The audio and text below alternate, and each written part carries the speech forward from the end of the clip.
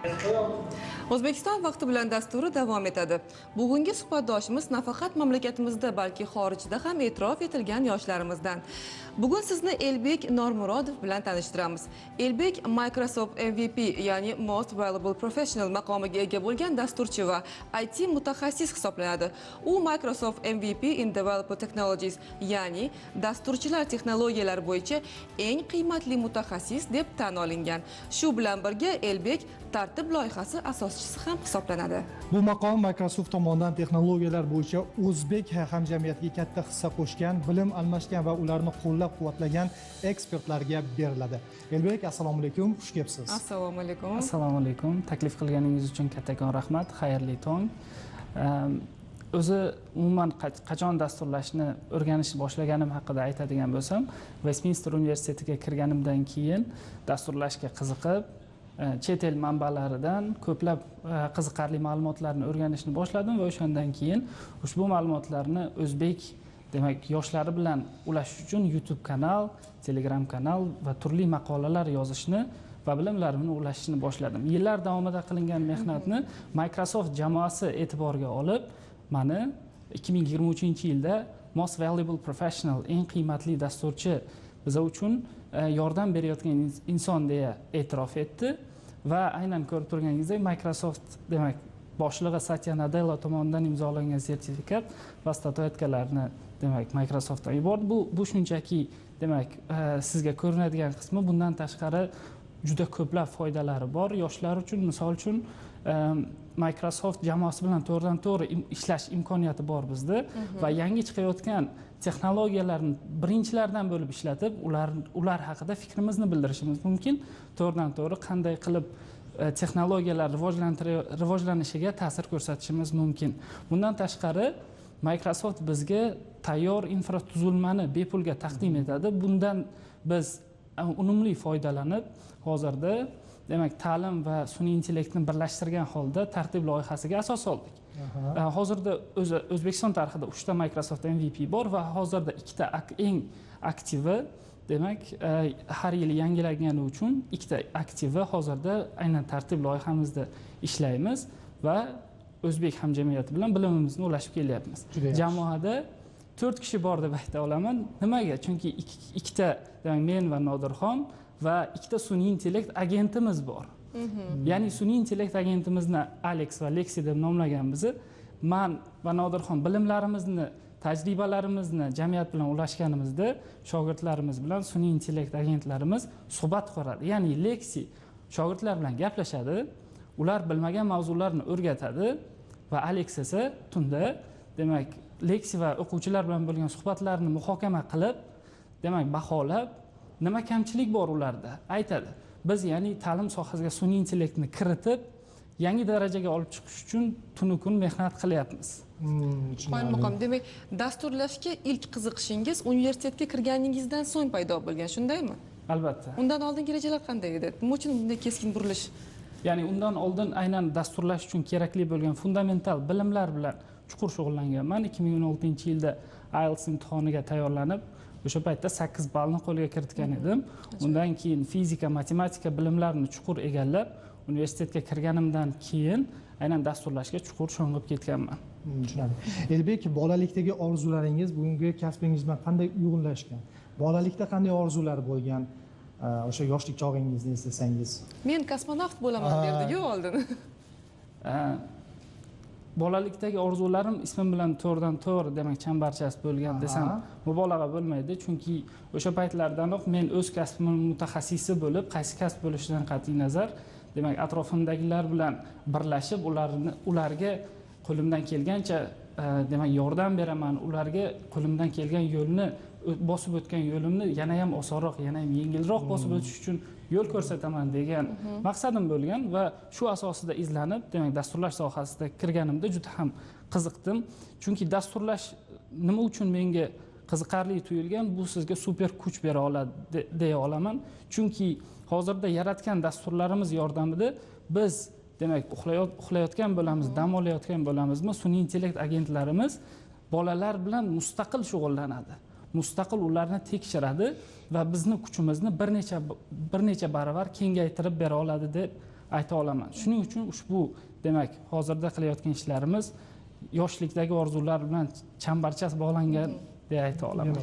Elbek, bilamizki, davlatimiz rahbarini so'nggi yillarda yoshlarga qaratayotgan, ayniqsa ilm fandagi imkoniyatlar, yaratib berayotgan sharoitlari alohida e'tirofga loyiq. Va shu o'rinda sizning timsolingizda hozirda yosh dasturchilar uchun qanday imkoniyatlar eshiklari ochilmoqda? Nima deb o'ylaysiz? O'zbekistonda juda ham katta imkoniyat eshiklari ochilmoqda. Misol uchun yaqinda 11 fevralda prezident qarori imzolandi, 59-sonli. Barcha yoshlar buni o'qib, demak, o'zlariga kerakli xulosalarni olishlarini tavsiya qilaman. Unda nima deyiladi?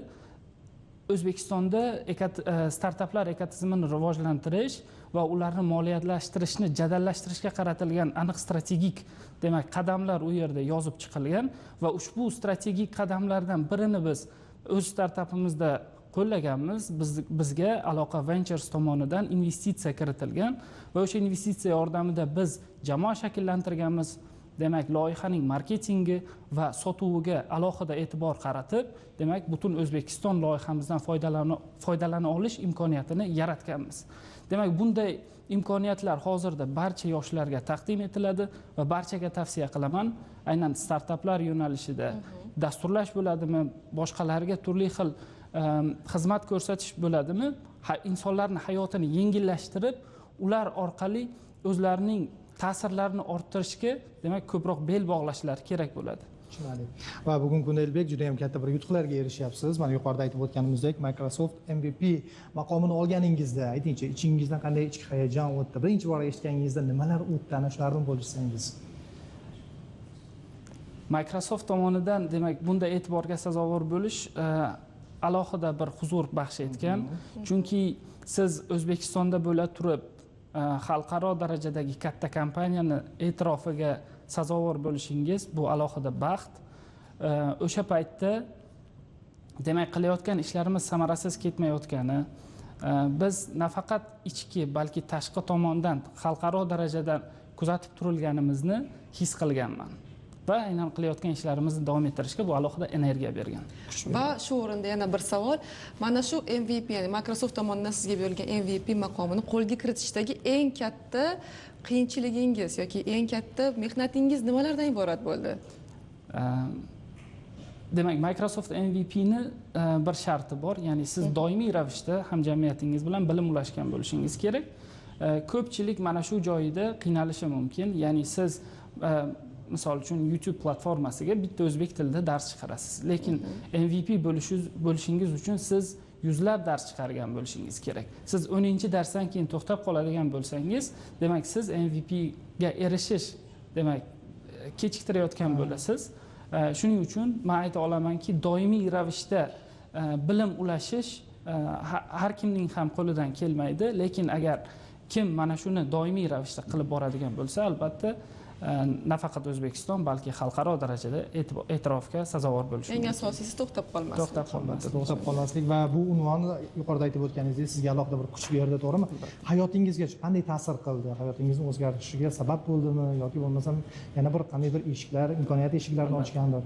Albatta, aytganimdek, aynan Microsoft tomonidan sizga juda katta imkoniyatlar beriladi. Bu aynan infratuzilma jihatdan siz professional tarzda kod yozayotgan paytingizda sizga maxsus serverlar, maxsus imkoniyatlar kerak bo'ladi. O'sha paytda siz Microsoftning tayyor ishonchli tizimlaridan bepulga foydalanishingiz mumkin. Aytib o'tganimdek, loyihamiz ham hozirda sun'iy intellekt va sun'iy intellektni ta'limga kiritish sohasidagi, demak, loyihamiz ham aynan Microsoft serverlaridan, Microsoft xizmatlaridan foydalangan tarzda tayyor infrastrukturada ko'tarilgan. Shuning uchun, demak, biz buni tez jadallik bilan, demak, foydalanuvchilarga topshirish imkoniyatimiz bo'lgan. Microsoft MVP sifatida siz IT jamiyatiga qanday hissangizni qo'shyapsiz hozir? Hozirgi kunda birinchi marta dars berish boshlaganimdan hozirgacha, demak, aynan bir xil hissamni qo'shib kelyapman deya olaman. Bunga doimiy YouTube darslari, maqolalar, Telegramdagi postlar va demak, yuzma-yuz uchrashuvlar. Demak, biz doimiy ravishda tashkillashtiramiz ularni va hamjamiyatimiz bilan suhbatni olib boramiz. Aynan mana shularni yillar davomida to'xtamasdan bajarib kelganlar, demak doimiy ravishda bilim ulashib kelayotgan bo'ladi va Microsoft buni alohida qadrlaydi. Albatta.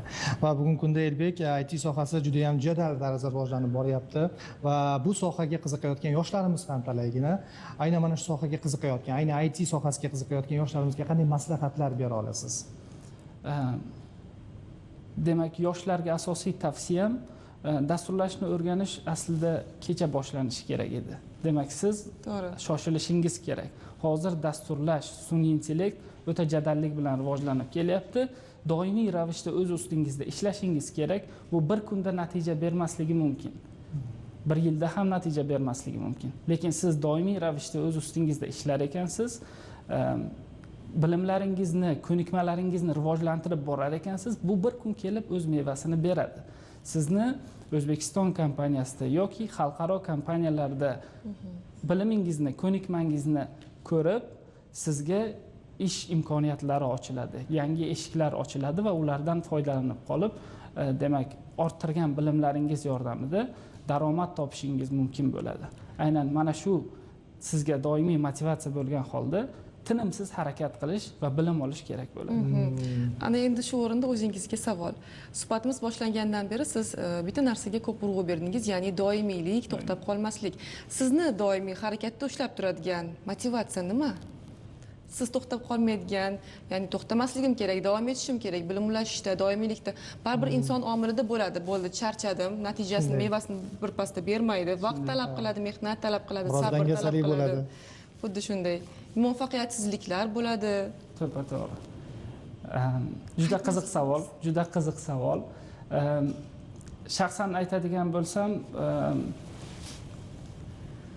doimiy mehnat qilishimga sabab shu paytgacha menga berilgan imkoniyatlarni, demak, boshqalar ham ko'rishini, ular foyda olishini xohlayman. Ya'ni universitetga aynan shu YouTube kanalini ochishga ham bo'lgan oddiy sabab bor. Men ingliz tilidan aytganimdek 8 ballni qo'lga kiritganman va juda yaxshi bilaman. Men chet el resurslaridan dasturlashni osonlik bilan o'rganganman deya ayta olaman. Lekin o'sha paytda 6-7 yil oldin o'zbek hamjamiyatida aynan Microsoft texnologiyalarini o'rganish uchun juda katta cheklov bor edi. Darslar juda sanoqli edi. Demak, men bu yerdagi tafovutni ko'rib xulosa qilganman. Agar menda ingliz tili bilimi bor va men o'zimning tengdoshlarimdan tezroq o'rganyapman. Kel, men shu bilimlarni o'zbek tilida ulashaman va aynan mana shu oddiy qilingan sabab, ya'ni sizga berilgan imkoniyatlarni boshqalar bilan ham ulashishga bo'lgan ezgu niyat sizni doimiy ravishda rivojlanishga undaydi. Hozir ham xuddi shunaqa. Menda Microsoft infratuzilmasi bor. Menda hamma narsa bepul berib qo'yilgan. Nima uchun ushbu, demak, infratuzilmadan foydalanib bu berayotgan texnologiyalarni O'zbekiston ta'limiga kiritmasligim kerak deya, demak, imkoniyatlardan doimiy ravishda maksimal qo'llanib, foydalanib kelyapman va o'zimda bo'lgan, demak, yaxshilikni boshqalar bilan ham ulashishga harakat qilyapman. Aynan shu davomiy meni motivatsiya berib ushlab turadi. Beradi, juda yaxshi. Xo'sh, Elbek, keyingi maqsadlar qanday? Rejalar haqida bo'lishsangiz? Keyingi maqsadimiz hozirda, demak, xalqaro kompaniyada, demak, dasturchilar menejeri sifatida ishlab kelayotgan bo'lsam, yanada ko'proq dasturchilarga o'z tajribam va bilimimni ulashish, undan tashqari aynan boshlab qo'ygan ta'lim sohasiga sun'iy intellektni kiritish yo'nalishida yana ham ko'proq izlanib, qo'limizdan kelgancha innovatsiya va yangiliklarni olib kelish. Hozirda sun'iy intellekt texnologiyalari aytganimdek jadallik bilan rivojlanyapti va ustozlarni ko'p, demak, doimiy qiladigan, qayta qilayotgan ishlarini yengillashtirishi mumkin. Bu esa ustozlarga, demak, o'zlarining o'quvchilar bilan birma-bir ishlash, ularning motivatsiyasiga ko'proq qarash, ularning xarakteriga mos qandaydir maslahatlar berishga ko'proq vaqt qoldiryapti. Demak, shu ustida, ya'ni sun'iy intellekt yordamida ta'limni yengillashtirishga maksimal harakat qilyapmiz va ustozlarga yengillik berib, ularni demak ta'lim berish darajasini sifatini yana ham yaxshilashga harakat qilyapmiz. Elbek, siz o'zingizdagi bilimlarni ulashishga oshufta ekanligingizni biz his qilyapmiz, payqayapmiz. Shu o'rinda yana bitta savol sizga. Bilim ulashishda mentorlikning qanchalik ahamiyati bor deb o'ylaysiz? Ya'ni inson bilim ulashishda mentor, ya'ni notiq bo'lishi kerakmi yoki? Albatta. Men doim aytib kelaman, demak, hayotda maktabda o'tilayotgan har bir fanni alohida o'rni bor. Siz misol uchun dasturchi bo'layapman, menga ona tili kerak emas deydigan bo'lsangiz, yanglishasiz, chunki shaxsan men hozir dasturchi sifatida qarshingizda turibman va meni, demak, hozirda o'zbek tilida ravon gapirishim uchun maktabdagi ona tili o'qituvchimning va ona tilida mustaqil va ravon gapirishga mana u kishini undaganlari sabab bo'lib turibdi. Ya'ni har bir kishi qanday fan, qanday yo'nalish bo'lishidan qat'iy nazar doimo o'z ustida ishlashi kerak, dunyoqarashini kengaytirishi kerak. Menga bu fan kerak emas, menga bu yo'nalish qiziqmas degan bahonalarni chetga surib qo'yish kerak deb hisoblayman. Rahmat sizga. Elbek, albatta tashrif uchun, vaqt ajratib kelganingiz uchun va mana shunday qiziqarli ma'lumotlar uchun minnatdorchilik bildiramiz. Faqatgina ishlariga omad tilab qolamiz. Rahmat taklif qilganingiz uchun. Rahmat.